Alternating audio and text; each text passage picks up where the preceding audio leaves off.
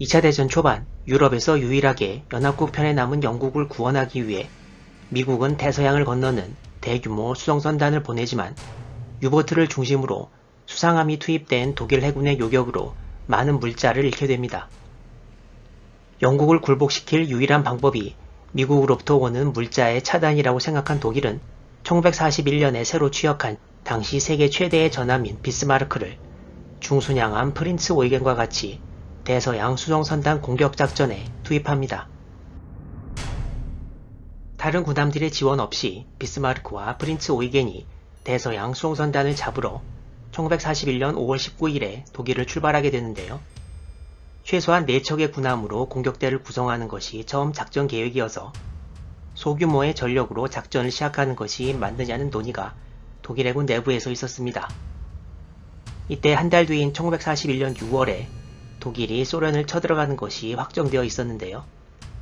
독일 해군 총사령관 에리히 레더 제독은 소련과의 전쟁이 시작되기 전에 수상함 함대가 전과를 세워야 해군에 유리하다는 생각을 하고 작전을 밀어붙였습니다.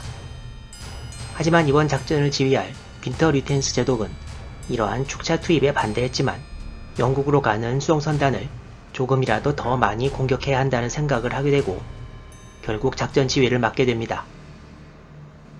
레더 제독은 작전에 의구심을 품고 있던 히틀러도 설득하는 데 성공해서 작전이 개시되고 이 작전은 라인 연습 작전이라고 명명되었습니다. 바로 옆 나라인 노르웨이와 덴마크가 2차 대전 때 독일의 지배를 받았던 것과는 달리 스웨덴은 전쟁 내내 중립을 취했는데요. 스웨덴은 전쟁에 필요한 철광석을 1년에 약 1천만 톤씩 독일에 수출했습니다. 독일과 스웨덴은 공식적으로 또는 비공식적으로 여러 관계를 가지고 있었는데요. 1941년 5월 당시 한 달 앞으로 다가온 독일의 소련 침공도 스웨덴이 미리 알고 있었습니다. 반면에 영국 스파이들과 영국의 호의적인 스웨덴인들도 많은 정보를 영국에 전달했습니다. 독일의 대형 전함이 대서양의 수송선단을 공격하러 나간다는 건 실제 공격대가 어디 위치했는지 적이 모르게 해야 하는 것인데요. 비스마르크와 프린츠 오이겐이 대서양으로 나가려면 스웨덴 근해를 통과해야 해서 과연 영국이 작전의 정체를 눈치채지 못하게 할 수 있느냐가 관건으로 등장했습니다. 비스마르크와 프린츠 오이겐이 덴마크와 스웨덴 사이에 있는 카테가트 해협을 빠져나올 무렵 독일 함대는 스웨덴 항공기와 군함 한 척에 의해 차례로 포착됩니다. 독일 군함 2척이 카테가트 해협을 항해하고 있다는 이 정보는 바로 스웨덴 해군본부에 전해지고 스웨덴에 있던 영국 측 정보요원에 의해 순식간에 영국 해군성으로 타전됩니다.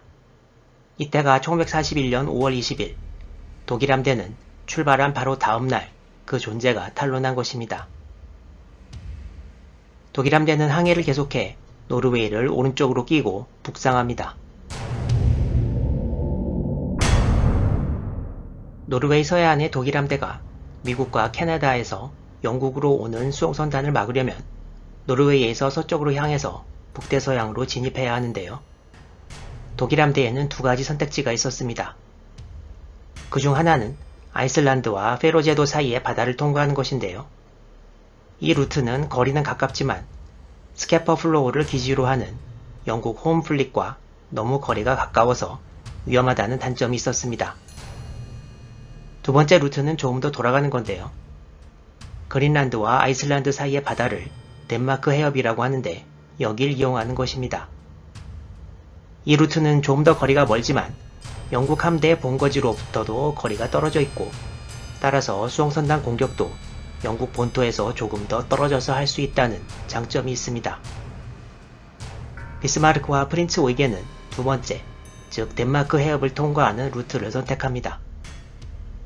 비스마르크와 프린츠 오이겐으로 구성된 독일 함대의 존재를 알고 나서 영국은 함대의 정확한 위치를 파악하고자 정찰기를 노르웨이 서해안으로 발진시키지만 이전에 마지막으로 목격된 위치에서 독일 함대는 사라진 이후였습니다.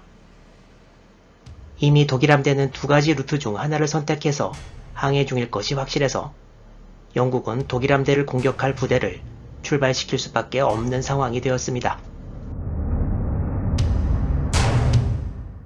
스캐퍼플로우는 스코틀랜드 북동쪽에 위치한 여러 개의 섬으로 둘러싸인 바다인데요. 가장 깊은 곳의 수심이 60m, 그리고 대부분 수심이 30m를 넘지 않아서 자연적으로 항구 역할을 하기에는 세계에서 손꼽히는 곳입니다.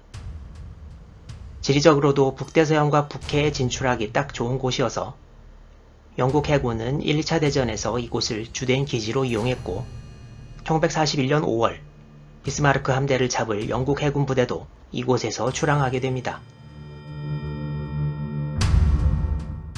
비스마르크를 찾기 위해 영국은 중순양함 서포크와 노포크를 아이슬란드 북서쪽 덴마크 해협에 배치시킵니다.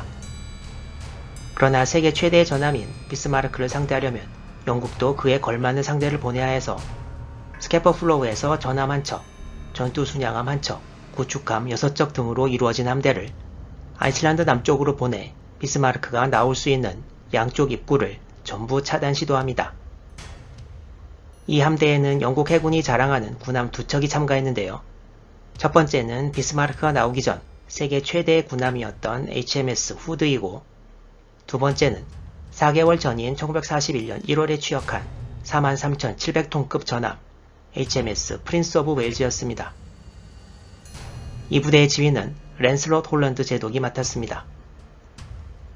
영국 함대가 스캐퍼플로우를 떠난 것은 1941년 5월 22일이었고 하루 뒤인 1941년 5월 23일 오후 7시 30분경 비스마르크와 프린츠 오이겐이 덴마크 해협을 따라 내려오다가 서로 발견됩니다. 이제 덴마크 해협으로 다가가는 홀런드 제독의 부대와 일전을 치를 수밖에 없게 되는데요. 자세한 전투 이야기 계속 이어집니다.